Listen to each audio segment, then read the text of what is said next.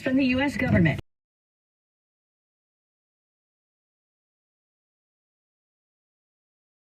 Civilian airship for research that veered off course.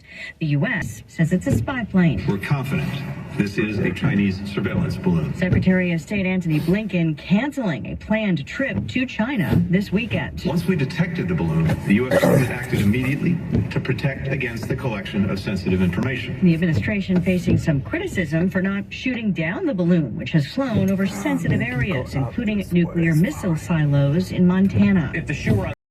If this were an American asset over Chinese airspace, do you think they'd hesitate for 1 second? Wisconsin Republican Congressman Mike Gallagher says the Chinese government is testing us and mocking us, but the Pentagon is taking a cautious approach. One U.S. official said to me, there's a lot of empty space in Montana, but there are also a lot of it's not unpopulated. What happens when the balloon, which is the size of at least 2 school buses, lands on someone's home? Fox's Jennifer Griffin. The White House says options remain on the table. The Pentagon also says there has been balloon activity before, but they won't say exactly when and where.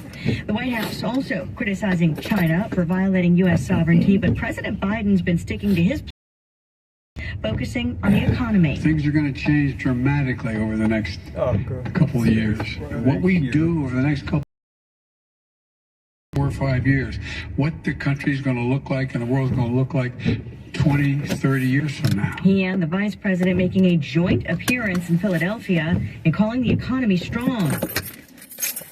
He's trying to talk to me like